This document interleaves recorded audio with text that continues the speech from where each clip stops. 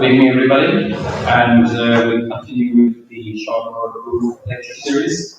And this evening, I'm very pleased that Dr. Josephine Finn from our sister university in Maynooth is here to speak to us. And over the last number of years, Maynooth and UCC Adult Education departments have worked very, very closely together. A lot of good collegial interaction, and we have benefited quite a lot from our colleagues in Maynooth in terms of conceptualizing what we do and shaping our programs. So we really appreciate that and their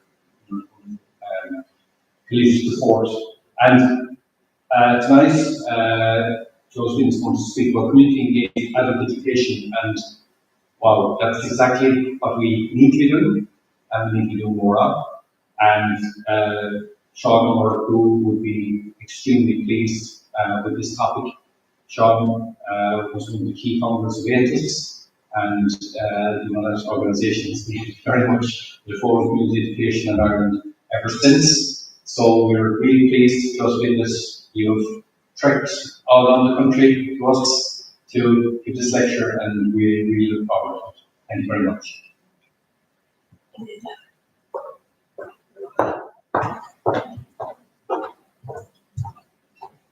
Good evening, everybody here in the room and everybody who's watching online.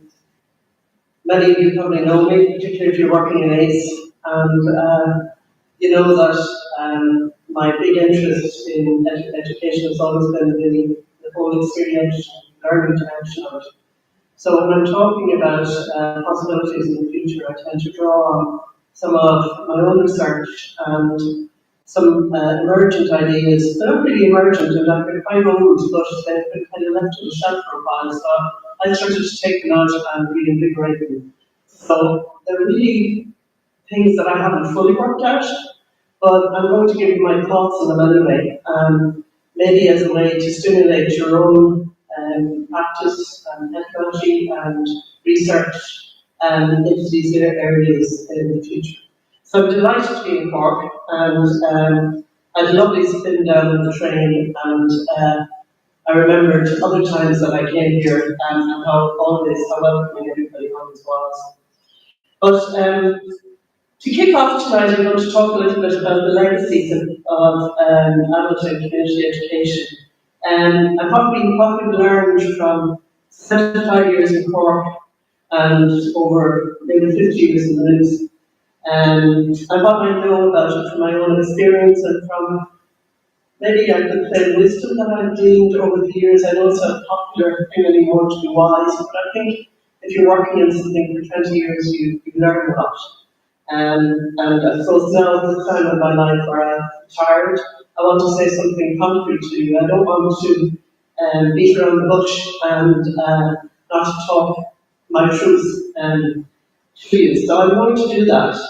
And I'm going to begin by recounting a little story to you, which I think is interesting.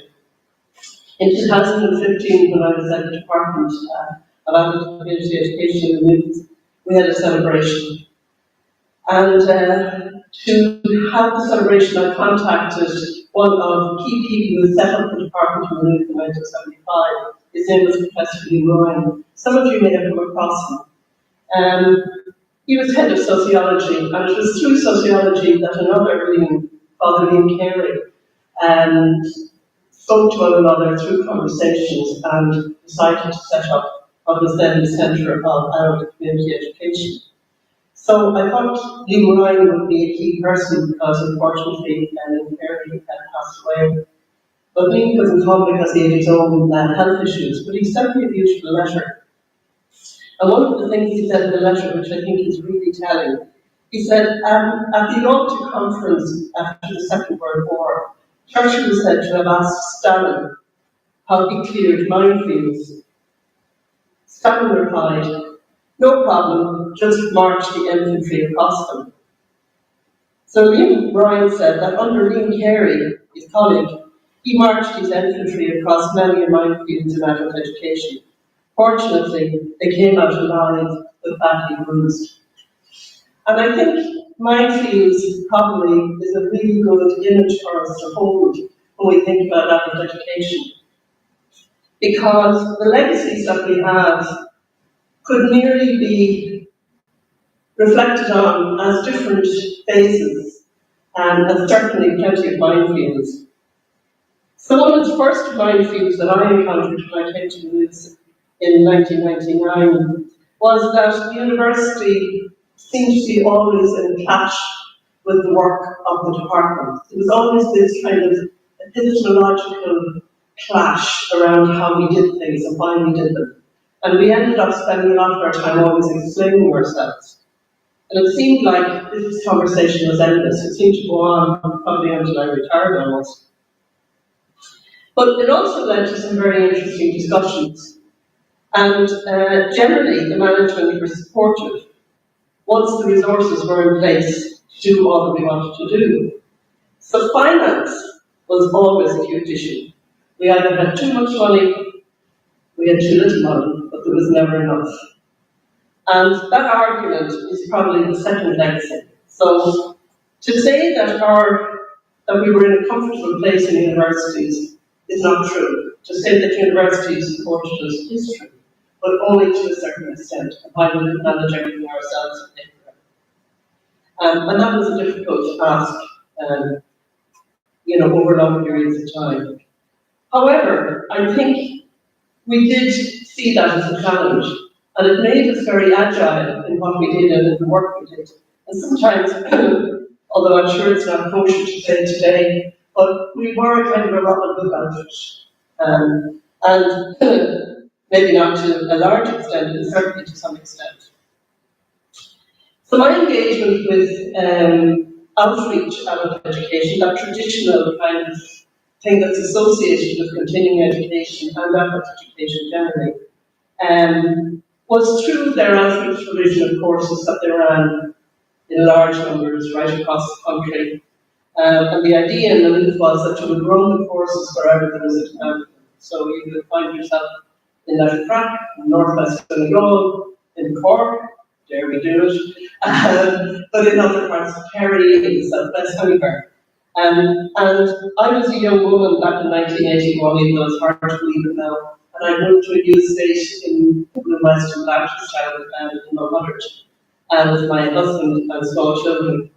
And I found it very isolating. I had come through school to my Leaving Cert, but I hadn't completed my Leaving Cert well, so I had no kind of formal education to fall back on. I was too busy having a good time, and it all came to a poor end. But anyway, I was in Multiplicity, and there was a course in Coolmine Divinity School, and I went and attended that. It was an outreach program from Maynooth called Systems. But I can only say that it was a life-changing experience, because it wasn't just the content of the course. In fact, it wasn't the content of the course. It was the whole experience of being in an adult education environment. I had never been in a classroom where people wanted to hear about my life, wanted to know the context that I was living in. I had never been in a classroom where there was open dialogue, where there was challenge, where ideas were tossed around and discussed, where everything was up for grabs. I had never experienced that in my entire life. And it was a real awakening. It was a moment for me that I will never forget. But the main thing I want to say about that experience was that it wasn't about credentials. I mean, I don't even think I knew that there was a cert at the end of it. It was about learning. And I think that's the thing that is most interesting about adult education, is the approach that we take to it, and how important it is for us to hold on to that approach and not to be thrown off track by it, because it is the only place where that kind of learning takes place. And of course we know it from testimonies from our students over the years, and from the journeys that they make afterwards. I did that course in 1982. I didn't go to college for another 10 years. I didn't have the space at the time or the money to do it, and then you have to pay fees. So it wasn't until my father left me a small legacy 10 years later that I was able to afford to go. But that didn't matter. I was now active. I was involved. I got involved in politics, got involved in amateur theatre. I got involved with addiction studies, kind of tranquilizer addiction courses program that friends of mine were involved in. And I remember a lot of the women that were with me were similar. Some of them never went to college, but they became leaders in their communities, they got involved in charity, they got involved in women's groups, set up childcare facilities. They were energised by this amazing course that we'd all done. And the likes of Seán Murchú, Dean Carey, Tom Collins, and many, many others across the country were completely committed to this. And I just want to tell you here now, it is really valuable work. Not because you get the access numbers, not because people go on to college, but because it brings university education into communities. And through that process, the adults in that community become role models for the young people that are growing up. And they reinvigorate a kind of sense of purpose. So I think it's really, really important. So the other thing I want to talk to you about a little bit in the issue of legacies is the whole business of community engaged adult education, as we call it, where we worked specifically with different kinds of communities and different organisations. So this was a kind of also a new area of work in the university at the time, where organisations would come to us with problems that they were facing in their communities, be they addiction, be they to do with social problems, be they to do with educational issues, and they would ask us to support them to build courses that were specifically purpose-built for those areas. So, for example, integrated literacy was one course that I was very interested in Maynooth. It was designed in collaboration with NANA, Chavez, False, and ourselves. And what's fascinating about that course was that it was built to solve the problem. And the problem was that at the time, Chavez had a lot of young men and women in their organisation who had come from different educational backgrounds. Some of them had found themselves in charge of a farm at a very young age, so they would have inherited the farm maybe when they were 15 or 16. And they found themselves with very little education and knowledge about the bureaucracy that goes with farming, all the new regulations that were coming in the 80s and 90s from the EU, from all the new regulations that were coming in the 80s and 90s from the EU, from the agricultural advisors that were going around all that. And they didn't really know how to fill in the forms, keep the accounts, and all of that. And then you had another group who had very high levels of education, who had gone maybe to private colleges, boarding schools, you name it, and maybe even had degrees. So topics were tasked with trying to teach these two really diverse kinds of groups the same information and trying to separate them out or give them individual support, ultimately go to work, because most of them were young men and they were just kind of singled out and maybe stigmatized or labeled through that process. So they built this program. And what was fascinating about it was, like everything, a lot of the things that we do in adult education, it was a minefield, because nobody knew whether any of this would work. There was nothing, we kind of knew a bit from research in the States that it was a good idea. It would have worked in an Irish context, but we didn't know that. And of course it did work, and worked very, very well for many, many years. And lots of other organisations came and took the course for the same reason, particularly False were very good at advertising it around the country. That together with things like addiction studies, disability studies, which was built with Seán's house, trying to bring forward the social model of disability. That's still running to this day. But the list is quite diverse, and I know here in Cork we also have a lot of diverse courses. I suppose the other thing I have to say about that is that when you do something like that, when you take on some kind of new challenge, there's a risk in it, but it's also very motivating because you're doing something new, you're breaking new ground into something. And I was talking to Seamus a little bit about this by tweet this evening, and I was saying how sometimes doing the safe option, you know that it's going to work, you know it's going to be successful, you know the fact that, if you need revenue, it's It's given that you will make money from it. But you don't know that it's going to do anything else. And I think when you take on the challenge of something that's quite diverse and meets the needs of very specific kinds of people, then you know that you're in adult education, because you have to design it all from scratch. And as it were, make it up as you go along. And universities, as I said, don't really like that. They don't like all the changes that might have to be made. But I suppose the other thing that's really important to talk about is the underpinning values that go with that kind of motivation. And sometimes, I think today we can find ourselves doing a lot of things, and we don't really know why we're doing them. So it's very, very important to go back all the time to your values. Why are you in this job in the first place, particularly in adult education? There are other reasons why people go into other forms of education. They go in for their own maybe research interests, they want to be publishing, they want to build a profile for themselves, they want promotion, they want to teach, they want to educate, of course, as well. But I think in adult education, there was always that strong social justice agenda. And the idea of education as a human right also was very strong, that it underpinned all the work. So education was for everyone, regardless of class, gender, ability, or race.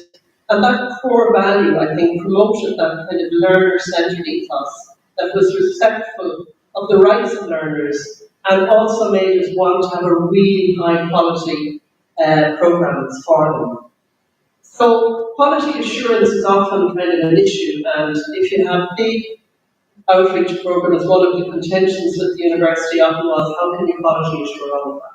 How do you know that your lecturers, your people facilitating courses, the assessment, all of that, and of course the registration and all of that is all quality assuring.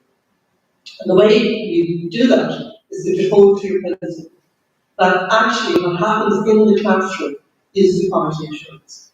The rest of it is fact. Even the awards, to some extent, are, and I'll come to that later on. But the main thing is that what happens in the classroom, that's where quality is. If it's not there, you don't have a program. You don't have anything worth doing. And I think the whole business of the pedagogies associated with adult education are also important to keep to the forefront of your mind.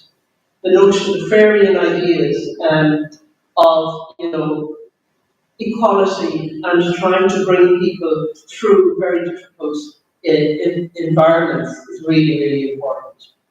So all of your work really should be contextualized within these pedagogical frameworks that acknowledge the social and cultural forces that exclude specific sectors of the population from contributing to the knowledge creation process. And that is absolutely essential. That the problem with a lot of how we understand the world has been dominated by an elite. People who have come through education, and again, when I start to talk to you a little bit more about kind of ecological approaches, I want to draw on this even in a more kind of explicit way. That in order to change the world, which is what adult education also hopes to do, you need to have difference in the classroom. You need to have people coming from all contexts. And that context needs to be acknowledged. It needs to be drawn on so that it can contest the dominant discourses that prevail. And that is where knowledge, new knowledge, starts to be created. And we have hundreds of different models of this, where people work in groups, they work in community groups, they work with other universities to get at the ground of what's going on, to get at the interactions that we have with the world and how they affect who we are. So I think that's really an important thing to hold on to, that the more diversity you have in your classroom, the more challenging it can be, but also the more learning that takes place.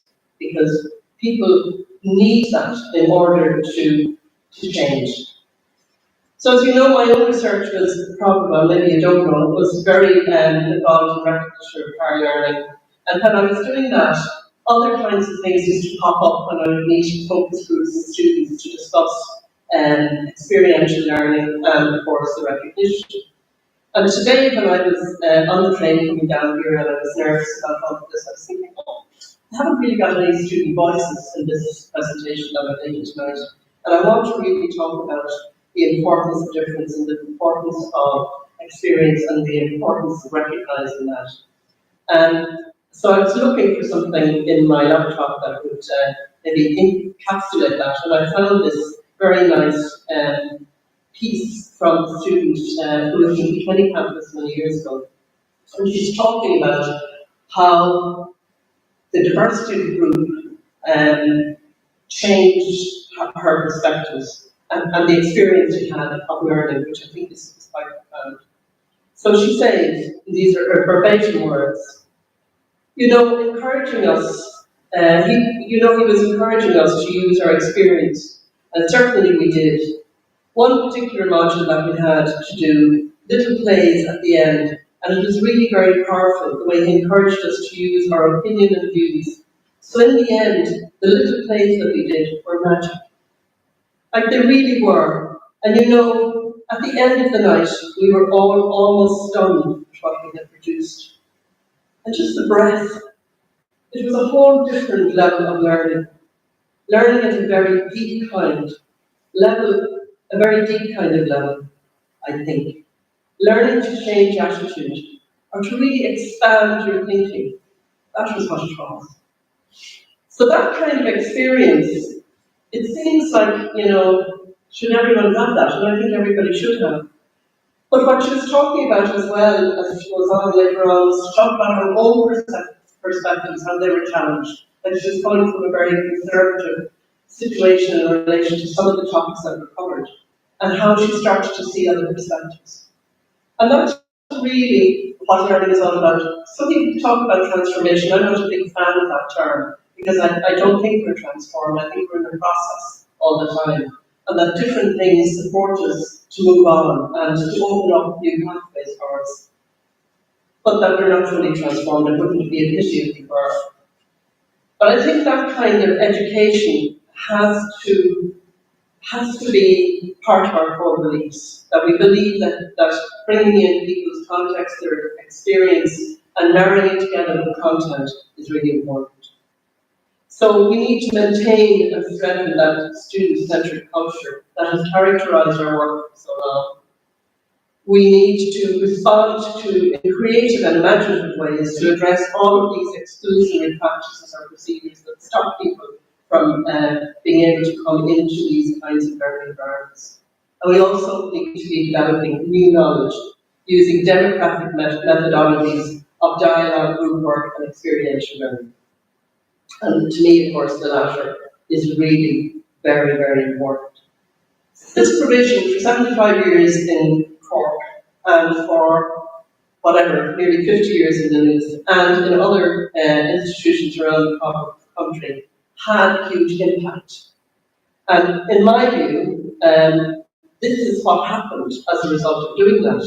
What happened was that we inserted lots of things into discourse that started to change the institutions. So the first thing that I recall is that in my earlier years, before 82, there wasn't any such thing as mature entry. But because adult education was all the time talking about the rights of adults to come into education, that started to change. And the first mature student officer in Maynooth University was hired by the department in 1999. So that's it's quite a short period of time ago. But nevertheless, you didn't have to have your leaving cert, and that's how I eventually came to Maynooth. The other thing I think it set off was that whole notion of widened participation. That was put on the agenda. You think today that was always there, it wasn't there. Nobody was talking about it. But adult education was. They were saying, yes, we need to bring in all of these people from all of these kinds of communities, all of these diversity. We need to set pathways for them. We need to be specific in how we recruit them and make sure that they have places on our courses.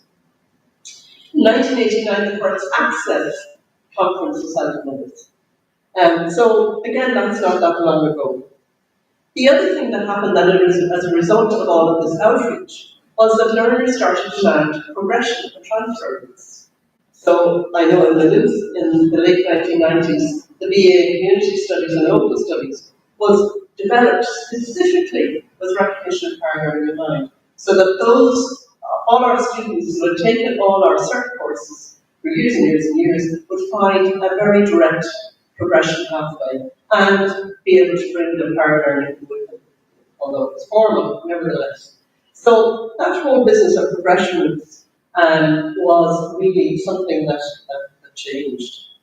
The other thing that changed then was that business of interdisciplinary programs. There weren't that many, there were very, very few of them. They were very siloed. So when you went to university, you did a subject, did English, you were reading English, or you did French, or you were doing a subject. The notion of this interdisciplinary programs was quite new. Not so new in other parts of the world, but in Ireland, it was quite new. And then the whole thing about adult education methodologies, especially in the area of group work, is only really come to the fore now. We've been doing it between the two institutions over 100 years, but it's still quite new for people, and it's just coming into its own now. The notion of collaborations between institutions and external organisations is quite common now. Everyone does it. You do it with industry, you do it with communities of practice, you do it with any kind of statutory organisation. It's really part and parcel of how education or how universities operate. And so all of these changes made that business of community engagement respectable. The other thing that adult education has kind of achieved through all of its outreach is that it brought that new kind of learner into the academy. A learner rich in experience, a learner with a huge amount of offer to the academy in terms of the context of their lives. And in a way, that brought many demands. And I remember in my own time in Maynooth, as an undergraduate doing my degree in the early 1990s, the English course that I was pursuing at the time had very few women writers on it. I mean, it's almost, you couldn't imagine it, could you now? But there weren't any. And I remember there was a little tutorial group of about 4 of us, and we started challenging the English department for it, and a huge meeting was held about feminist thinking and about women writers and why they weren't on the programme. So I think so many things can change if we just have the power to look for it. So before I move on to the next little bit, I might have a drink of water and I might get a tissue, but unfortunately I have terrible allergies. So we don't worry about it. There's a tissue, isn't there? Where's my bag? Oh, there it is.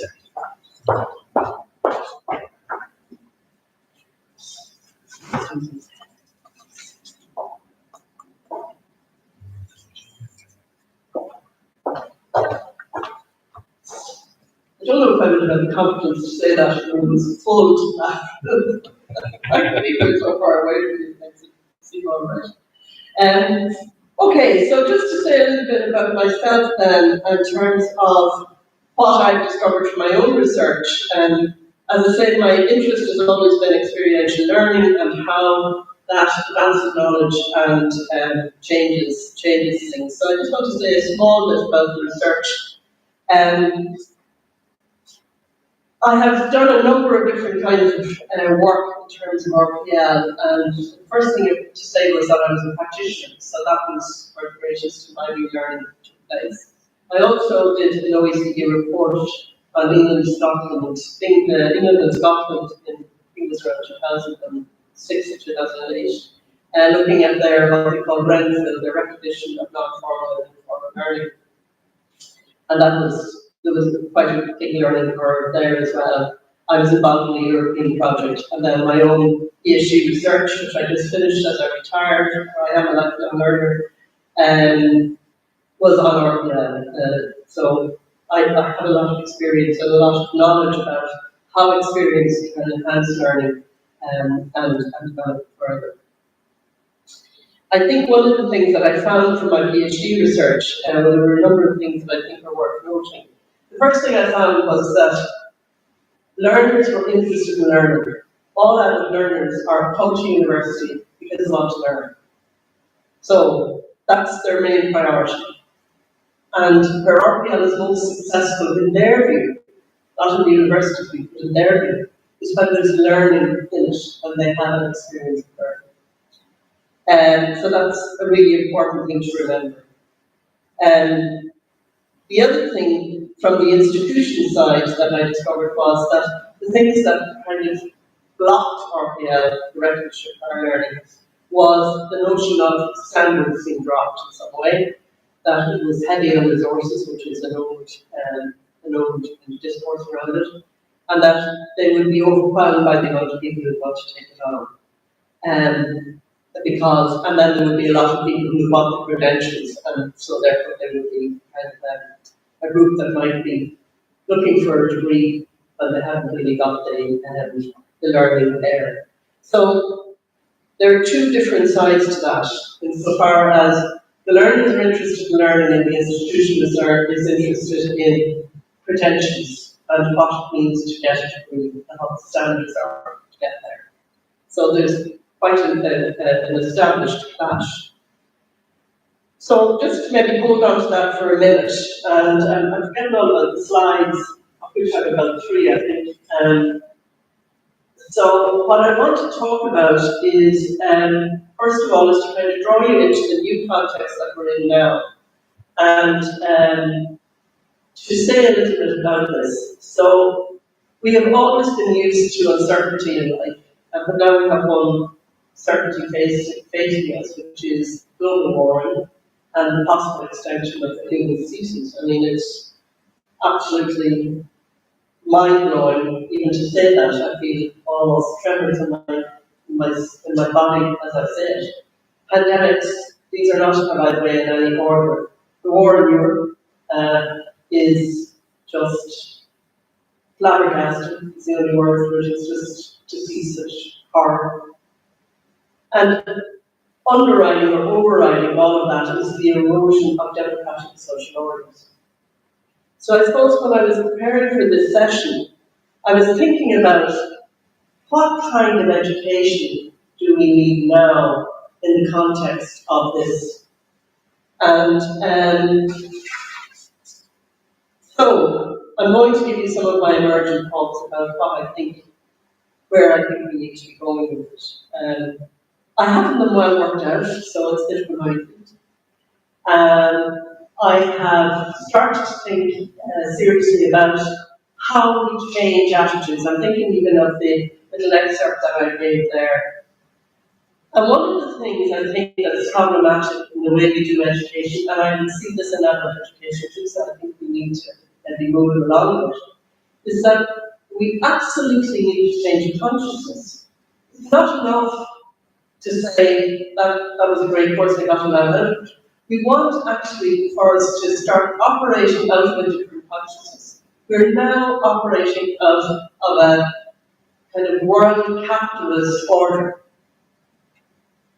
Even though those of us who feel that they're maybe more in tune with the world than others, maybe, we have that level of ego about ourselves, but we're the educated class, but we're still working on consciousness. And while that consciousness dominates internally, we're only going to tackle anything else in a very peaceful way. So I think there's 2 things that the future holds for us. One is that we need to educate for democratic consciousness.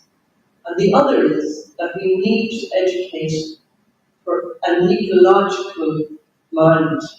We need to have some kind of really in tune approach to the depletion of our resources on the planet, to how we live on the planet into the future. And I don't think that either of those 2 things are possible. I actually think that they're possible. So it's like we're born again into all of these horrors, and now we need to think about, well, how do we walk? How do we talk in this context? It has to be different from the past. And if it's not, we're on a slippery slope, as far as I'm concerned. So I want to talk to you about a few different people, and I'm not going to go into their work in detail, You can read it for yourselves, make what you feel like. But I want to talk about Jeremy Bates's work on ecology of the mind. And what else did I say? Yeah, Murray Buchan, I don't know if you've read him, and this is work here, The Next Revolution.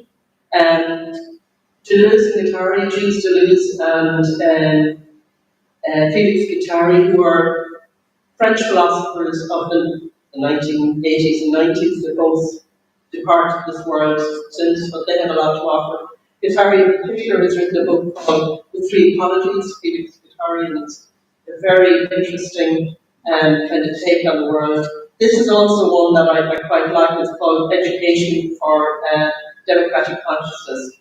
So these are the things that I'm reading, and when I'm thinking about what I'm going to present to you now, it's nothing to be, nothing as good as I'd like it to be, because as I say, I'm only thinking about it, but I'll draw you into it. So, if we were to think about an ecological education, what would that mean?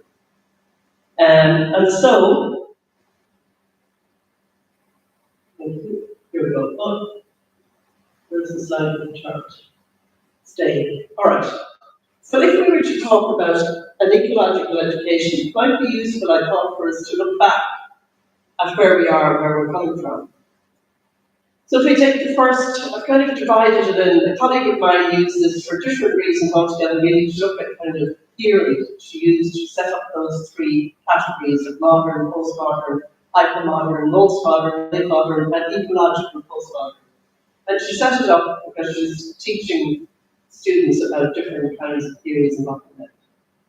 But I used her themes to kind of think about what education is about. So I thought, well, first of all, in the modern period, what's that like? So, to me, in that modern period, learning takes place in school and college and a course of study. Like I said before, everything was very silent. It wasn't like you studied philosophy and science, or that you did maths and literature. You know, that you were doing maths, you're doing maths. And in a way, it's not that different today, although I do think there's a little bit more kind of movement in it. So the subject matters have clear boundaries. So this was also a way of thinking. So we were thinking in science. We're thinking now in science. We're thinking about what's sociology, what's anthropology, what's geography, what's, you name it. I want to learn geography. It wasn't, I want to learn about the world and what geography can tell me about my interaction with the world. I want to learn this. So it's kind of like a sort of a rule system.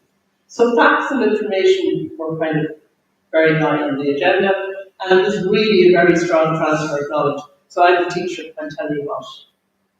I'm telling you all I know, but empty my head out into your head, and you're going to write it back to me in the exam I give at the end of the year. Sit down exam is the norm. And the notion that of the self was kind of emergent as a kind of a unitary self, that there was one identity, that we were one thing. So there was that kind of discourse then at the time of sameness and control, the idea that we wanted the all to look the same. We wanted everything, we wanted to understand everything. There was a huge notion of this idea of otherness, anybody who wasn't white and middle class were other than us, so they were kept out. And then the award status was really for the elite. So, if you went to university then, it was a big deal. I mean, in my family, I'm the first one in all of the generations so far of my generation to have PhD. Nobody else had it. My mother was one of 12. My father was one of 8. There was a lot of younger generation, my generation, and even the next generation, I think, there's only maybe one other person with PhD. So, education was for the elite. And secondary school education, you have to pay for it up until somebody would correct me on this today, into the 60s. So it was very much an elite thing. The postmodern one then, things were starting to change, and in a way probably this is the period we're in now, that academic learning is subdivided into modular formats, so that whole modernization of education that came from Europe, frameworks of qualifications, all of that, interdisciplinary learning, becoming more the norm, and then classes online and in class. We see more and more of the online stuff, and that's another debate that we could spend all night on. The learning and doing coming together a bit, so the usefulness of skills development for the economy. It's very interesting. I haven't looked in any detail at the current FET strategy, but I did look at, I did a comparison one time between the Adult Education white paper in 2000 and the FET strategy in the one that went before the last in 2015, I think it was, and to look at the emphasis. And it was remarkable the difference. In the white paper, it's all about consciousness raising, about community engagement, about the economy was there too. It was a lot more kind of personal, the business of educating the whole person, whereas the 2015 strategy was very much about skills for the economy, because we just come out of the recession in 2008.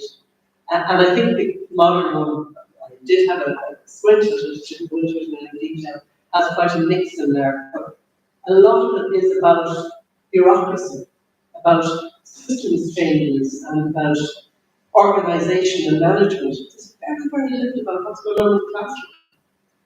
So, anyway, that's just an aside. Learning and doing coming together, continuous assessment and sit-down exams, so we're getting more used to that. And then the self-decentering and these ideas, these identities becoming multiple. And again, Josephine Finn talked a lot about that, and the multiplicity that is at our core. That we're not one thing, that we're many things. And I mean, we now talk sometimes to people in the plural rather than in the singular, and that's maybe an illustration of it. Discourses of difference emerging, and then credentials focused. So we are very credentials focused at the moment with awards for every morsel of learning. So we have micro credentials, we have mini micro credentials. It's just like, stop. We have to get back to what it's all about. So then this kind of thing that I'm proposing, this ecological postmodern approach, would really be very much learning and experience, intrinsic features of knowledge advancement and creation.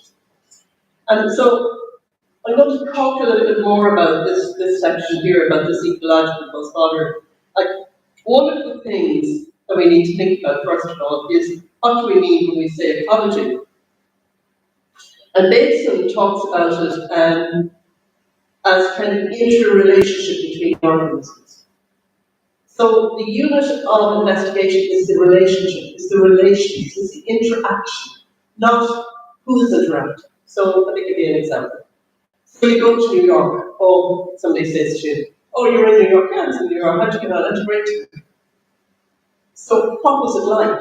And then you start to explain the interactions. You start to say, well, I met so-and-so on the street, people were this way, the service was that way, the hotel was this way. You're talking about interactions.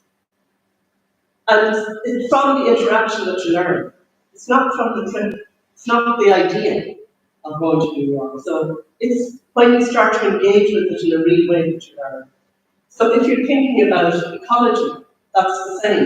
And one of the things we've done, I believe, as human beings, is that we step back from our ecology and we think that we're not engaging with it. And if we are engaging with it, we're engaging with it in a very controlled way. So for example, let's take an urban garden. I have one myself.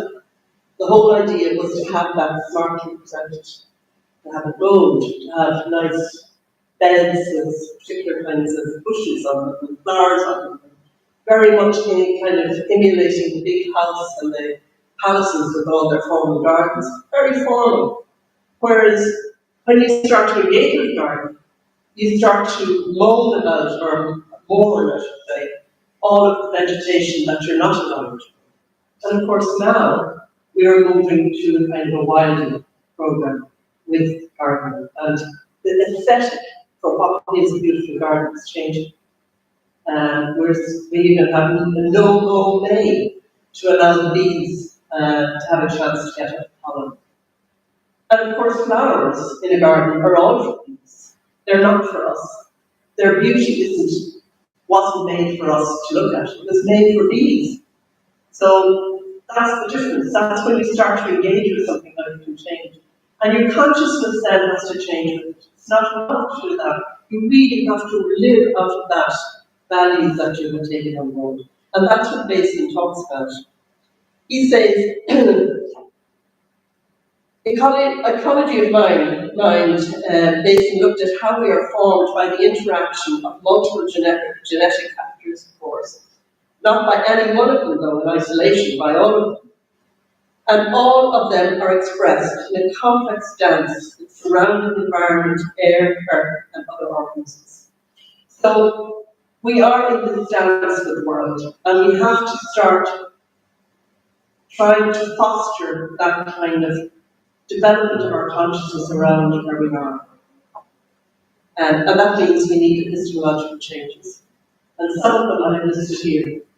So we need to start thinking about education and experience. And of course, I suppose RPL is kind of like a way of opening up that discourse. What is the value of experience? Is it, we want to give them credit points for what they've learned before? And as you're doing that, you start to realise that, oh, this is very interesting. Look at the context that these people are coming from.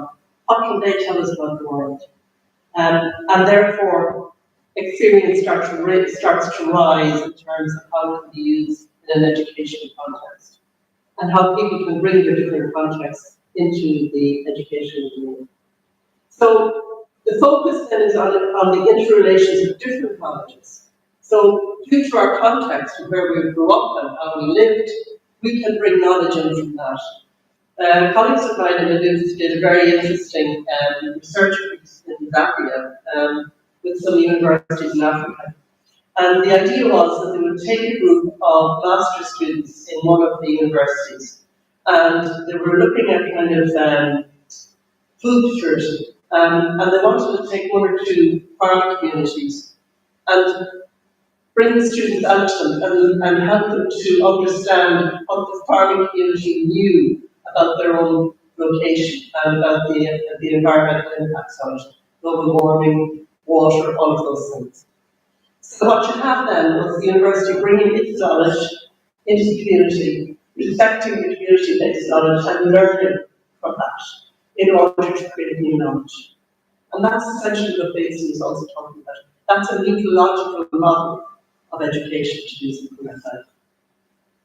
So what you would end up with then are more group projects exploring local, regional, national, and global concerns. You could have different groupings of people in different institutions working on similar things. I know Maynooth Institute with the Rural Development course. I think they also did it here in Cork, where students in their own locations did different pieces of research and then brought it together into one report. Just think of the value of that. It's just phenomenal, really.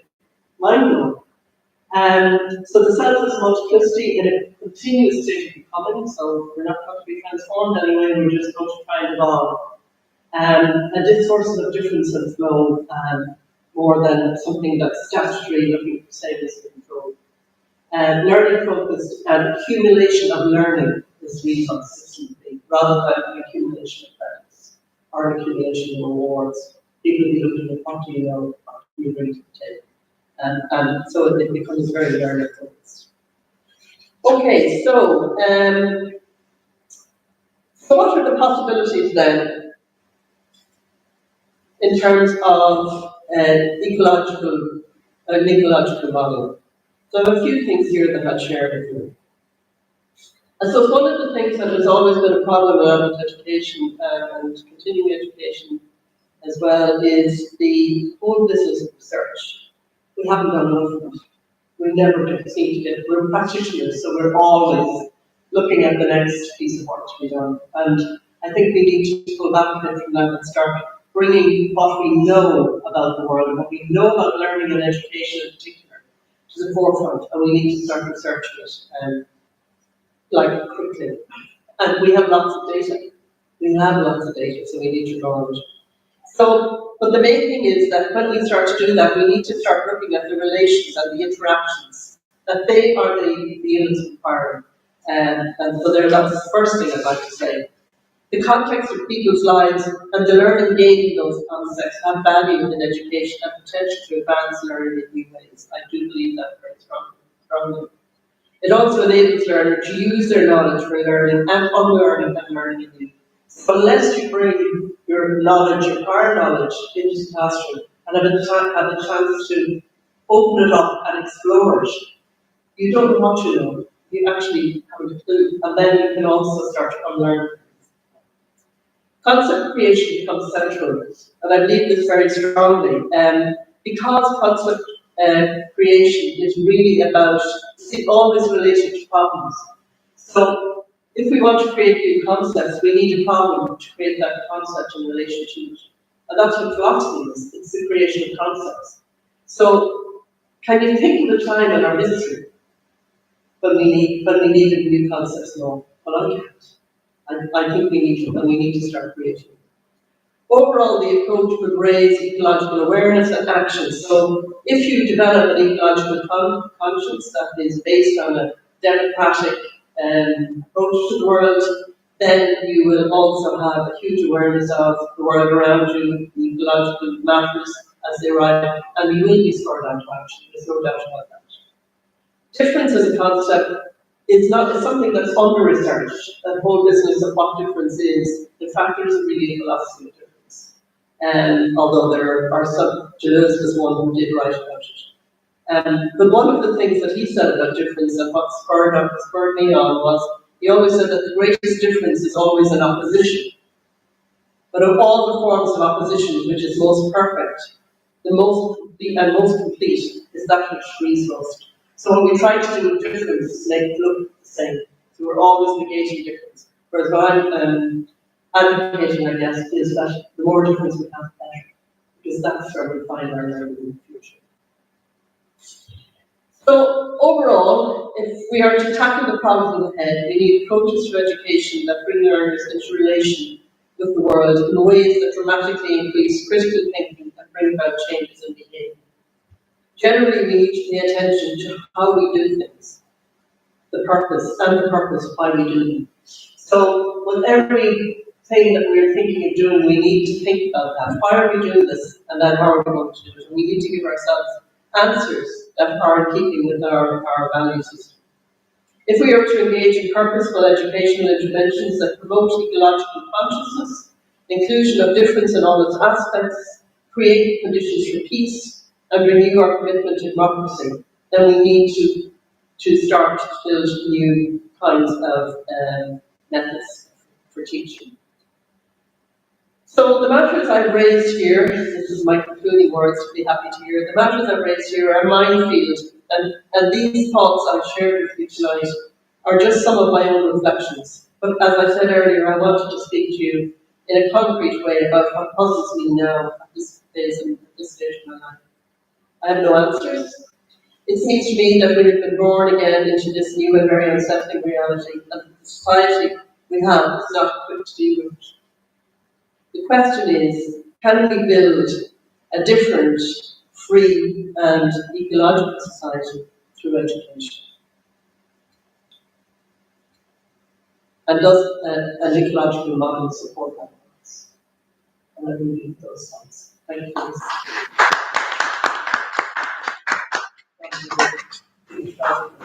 Thanks to everyone at home too. Any of you there, you got some questions. Thanks very much, Matthew. Thanks very much, Josephine. And I think anybody who didn't get an awful lot of that was asleep or not watching or not listening, because that was an astounding performance. It was just incredible.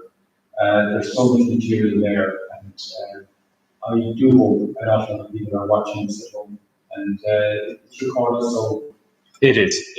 So people can go back and understand. And tomorrow I intend to share the link to this to many people, because people just talk about tonight is so important. And you used the word wise at the beginning, and now we're not going to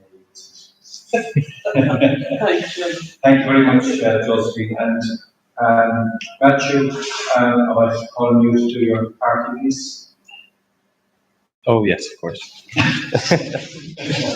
And you can begin with Ronnie, and then we'll have some discussions here in the room, which we won't be broadcasting. This will be private and personal discussion just for us. So Josephine, this is just this is a token of thanks, really, Oh. and also of a belated welcome to court as well after taking the training down. It might remind you of something sometimes you spent here before. But it's a beautiful publication. It's a new edition of an existing publication. And it's one that adorns Maddie's coffee table here in Cork, I think. Yeah, I'll cherish it. Thank you very much. It's become customary by now to there's many contributors, but to draw your attention to one particularly illustrious one who's standing in the room. So when you look through the list of contributors, you can see it in your name.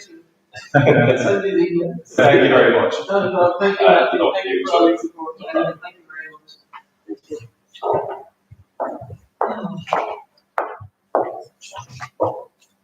Did you understand all?